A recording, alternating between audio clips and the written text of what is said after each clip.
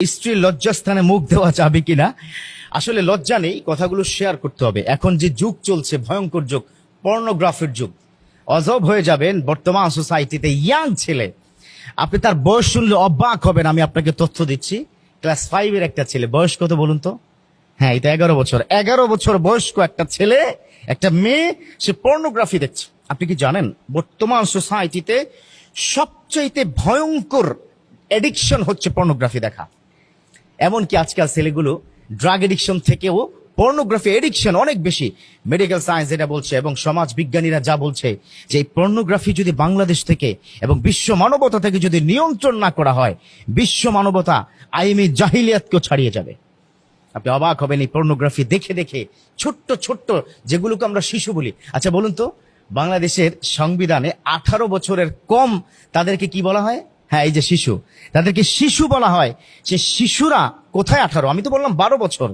আজকাল পর্নোগ্রাফি 12 বছরের ছেলে মেয়েরা তারা দেখে, আপনি অবাক হবেন। আপনার চাইতো তারা এই বিষয়ে অনেক বেশি পরিমাণে অ্যাডভান্স। ধিক্কার জানাই। আমি বাংলাদেশের মাননীয় সরকার প্রধানকে বলবো, দেখুন, আপনি যদি চান আইসিটির মাধ্যমে, অনেক টেকনোলজি এগিয়েছে বাংলাদেশের, চাইলেও এই সাইটগুলো বন্ধ করা, এমনকি যে ছেলেটা ঢুকবে সেই ছেলেটাকে আইডেন্টিফাই করা, যে অ্যাপস থেকে ঢুকবে অথবা যে মোবাইল থেকে ঢুকবে সে আইডিতে আমরা এটা যদি ব্লক করতে পারি, তাহলে নিশ্চয়ই বাংলাদেশে কিছুটা হলেও নিয়ন্ত্রণ হবে ইনশাআল্লাহ। এবার আসুন, যিনি প্রশ্ন করেছেন, আমি মূলত আজকের এই প্রশ্নকর্তার কথা রেশ ধরেই কিন্তু আলোচনাটা করছিলাম। স্ত্রীর লজ্জাস্থানে মুখ দেওয়া যাবে কিনা। প্রথম কথা হচ্ছে, মুখ এটা হচ্ছে নাপাক না, এটা পাক একটা জিনিস। আপনি মুখ দিয়ে কিন্তু তাসবিহ করছেন, মুখ দিয়ে কিন্তু আপনি নামাজ পড়ছেন, এই মুখ দিয়ে কিন্তু আপনি আল্লাহকে ডাকছেন, এই মুখ দিয়ে আপনি কোরআন তেলাওয়াত করছেন, এই মাহে রমজানে তারাবির নামাজ পড়ছেন, এই মুখের মাধ্যমে আপনি কিন্তু 5 ওয়াক্ত নামাজে সূরাগুলো পড়ছেন। এত পবিত্র একটি জায়গা, এখানে ইসলামের মাসআলা হচ্ছে, বিষ্ণু ইসলামের কাছেও কিন্তু এই ধরনের প্রশ্ন করা হতো। আমার বিষ্ণু ইসলাম তখন সাহাবাদেরকে বলতে, ও সাহাবারা, এটা করার কোনো প্রয়োজন নেই, এটা খুব একটা ইম্পর্টেন্ট নয়।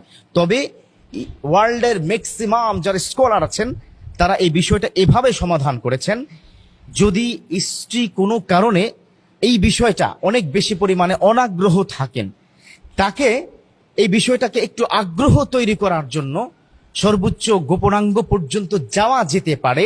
কিন্তু যখনই সেখান থেকে লিকুইড বা স্পামটা বের হবে, তখন আর ঠোঁট বা মুখ সেটা দেওয়া যাবে না।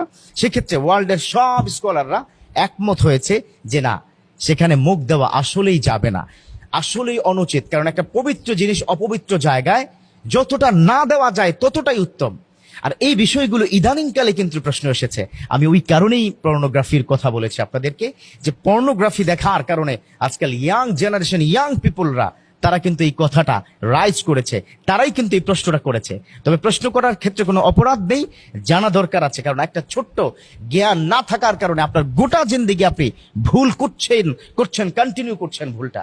সো আমরা ইসলাম থেকে যেটা জানলাম, স্ত্রীর লজ্জাস্থানে মুখ দেওয়া হয়তো কিছু কারণে যেতে হতে পারে, যদি তিনি অনাগ্রহ তৈরি হয়। তবে সেখানে লিকুইড বা স্পাম যদি বের হয়, এই ধরনের যদি আপনার কাছে মনে হয়, ডেফিনেটলি সেখানে মুখ দেওয়া জায়েজ নেই, যাবে না।